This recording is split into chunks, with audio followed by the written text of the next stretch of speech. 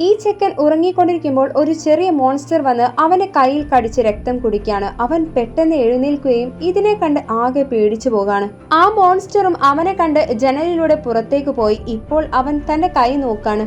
ആ മോൺസ്റ്റർ കടിച്ചതുകൊണ്ട് തന്നെ അവന്റെ കയ്യിലുണ്ടായ മുറിവ് താനെ മാറി. അത് കണ്ടതോടെ വേഗം പോയി ജനൽ തുറന്ന് പുറത്തേക്ക് നോക്കാണ്. ആ മോൺസ്റ്ററിനെ അവിടെ എവിടെയും കാണാനില്ല.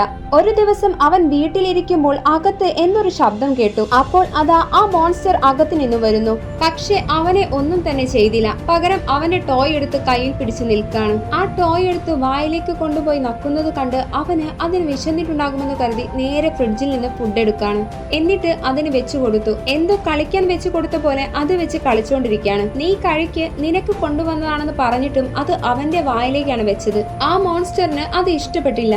അങ്ങനെ ഒരു ദിവസമുണ്ട് അവനൊരു ബോക്സ് കൊണ്ടുവന്നു കൊടുക്കുന്നു. അതിനുള്ളിൽ ചത്ത ഒരു എലിയുണ്ട്. ആ എലിയെടുത്ത് അവനോട് തിന്നാൻ പറയാണ്. എന്നാൽ മോൺസ്റ്ററിനെ പറ്റിച്ച് കഴിക്കുന്നത് പോലെ അവൻ ആക്ട് ചെയ്യാണ്.